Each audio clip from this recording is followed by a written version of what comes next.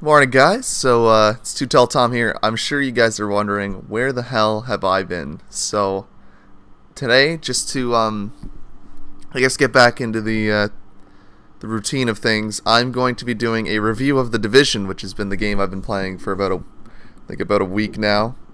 Either came out on Monday or Tuesday, so it's getting close to a week if it isn't a week. And this is my character here in his nice purple jacket and his purple hat. And so I've spent about, I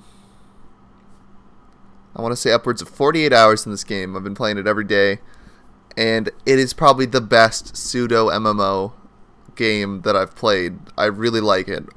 I tried to get into Destiny, but I just didn't like the Crucible.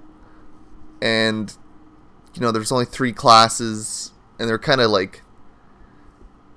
set up like the WoW classes where they don't really have talents. They just kind of have, abilities and you only get a little bit of choice. But in this game, there's a lot of choice a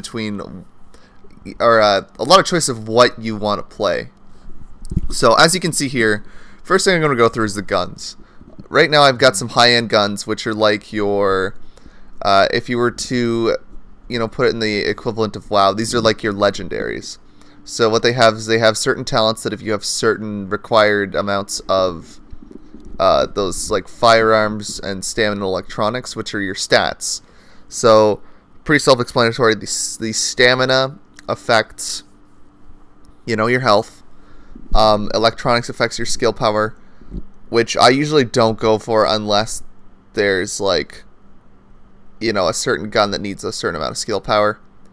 But firearms is what just increases your base DPS. So that'd be like your strength, agility, or intellect if you were playing WoW. So yeah, here's some of the talents on these guns. This one can reload faster if you have the required amount of stamina and firearms. Armor destruction value is increased by 18%. And then damage increased when fighting named enemies. So usually I think blues and greens have one. No, greens have no talents. I think blues have 1 talent. Purples have 2, and then these legendaries have 3 talents. And then I also have some legendary attachments for guns. So, you can mod guns, and the gun mods actually have different stats as well, so they can boost the damage of your gun, which I really like. Instead of just being an aesthetic, it's it affects your play style. If you have a gun that has something that it gets a bonus from crits, you'll stack a bunch of crit damage or crit hit chance on your weapons, and it'll boost that gun. This is a gun that I created. As you can see, you can also put on camos on guns, which they don't drop a lot. There's a appearance vendor in your base that you can buy them from once a day, and that's another thing. It's got a very good implementation of like a gear ramp up. You start out, with greens, and then you get the occasional blue, and then you feel real good getting all blues. Back in classic WoW, when you'd have a bunch of blues, and you're like, yeah, man, I'm, getting somewhere. Getting the higher levels, like 20s, upwards of 20s, you start getting some epics, and you're like, oh man, I'm getting these purples, these superior weapons. This is getting really good. And then you dream of getting those high ends, and you get high ends from one of 3 ways. 4 ways maybe. So you do daily missions, and there's a hard daily mission and a what is it called? Challenging daily mission. The challenging daily mission it definitely requires teamwork. You're gonna want to use a mic, and it's a lot of fun, and it's very tactical, and you feel really rewarded for beating it because it's really hard. And those will guarantee drop 1 high end at the end. Might be an armor piece, might be a gun, might be a mod, could be anything. And by doing that, you get these things. Let me see. Back at the main menu, called Phoenix credits down the bottom right there. And that's like, again, if you're playing WoW, it's like your Valor points. So you save up Phoenix credits, and you're able to buy, armor pieces, or you can buy guns. You can even buy. Equip that. I don't know why that one's on.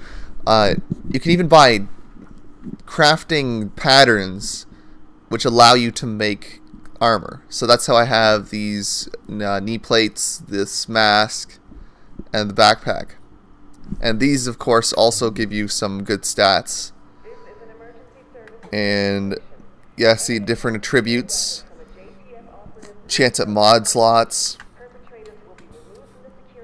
And the purples are also interesting. So let me see if I can... Yeah, they also have some attributes. Now the thing is, if you look at that, there's item level 30 and 31. This is where the Dark Zone comes into play, because unless you're getting high ends, the only way to get purples is to go into the higher levels of the Dark Zone, which again, it's a a free-for-all, but not really kill on sight, because there's a lot of penalties right now for going rogue. So not a lot of people go rogue. But there's very tough enemies there, and that's how you get a lot of epics.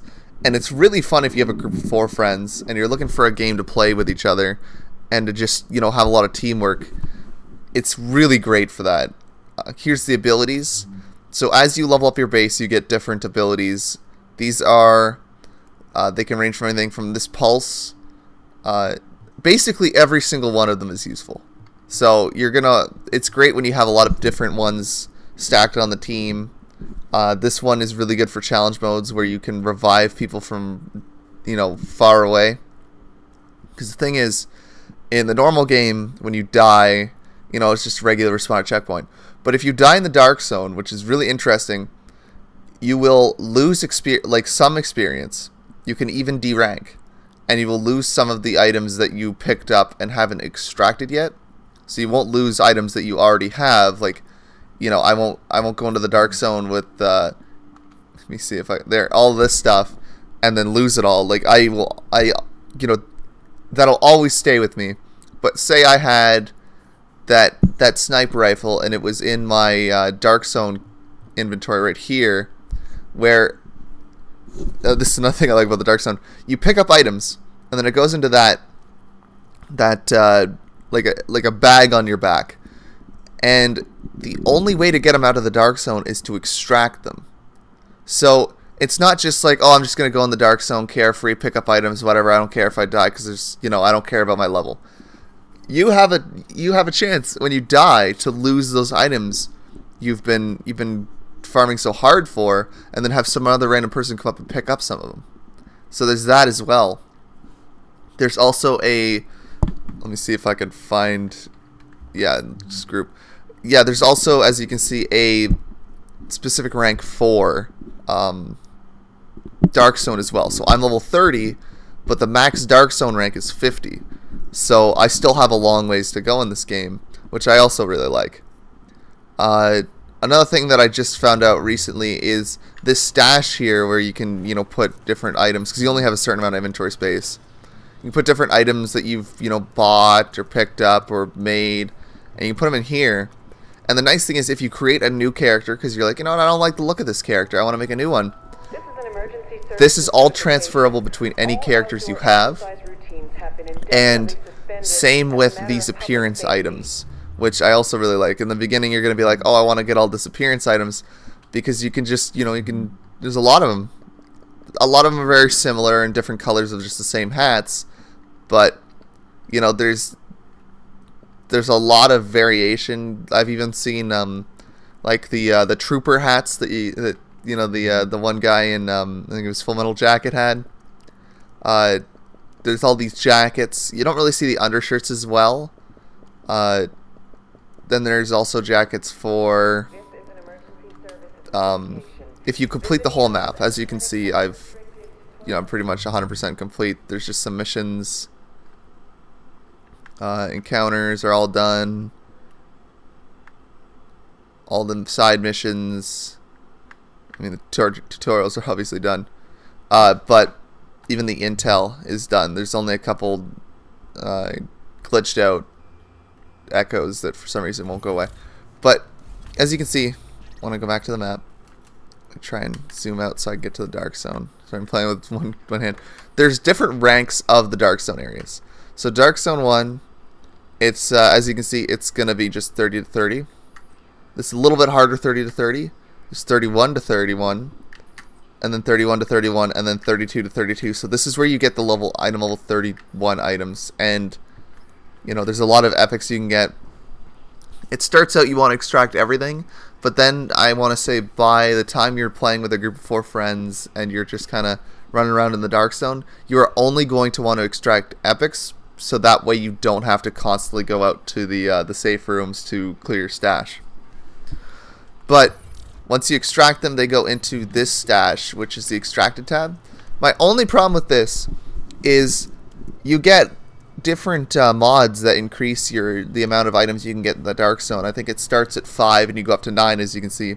But you don't get anything to increase the amount of extracted cash. So there's always like, 3 extractions and you're like, okay, time to go out and clear my cache. So I wish that they fixed that. That could have been a little bit better handled. But there's also, let me see, there's also talents, which are very, you can equip 4 of them. They have different effects. Revive downed agents, while you're reviving, it'll reduce incoming damage, which is good if you're in the heat of fire. Kill hostile with a skill to chance of auto-filling all ammo types to capacity. That's pretty good too, if you're a skill character. There's a lot of good ones, and it has a lot of replayability. The only problem is that because you can change your skills and your major skills and everything on the fly, there's not really any incentive to make secondary characters, which I guess is good because there's a lot on the map that you need to beat.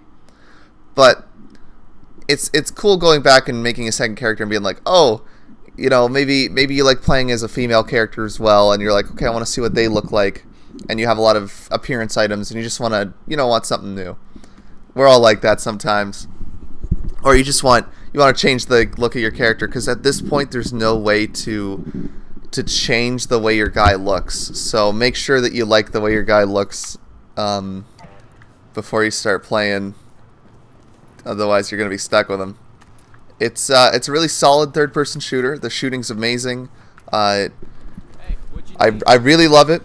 I know I've been going on for a while. The missions are they're interesting gameplay-wise. The story is kind of meh, but in this game, it's more held up on the values of it as a pseudo MMO, and it really holds up that way. There's daily missions that reset every 24 hours.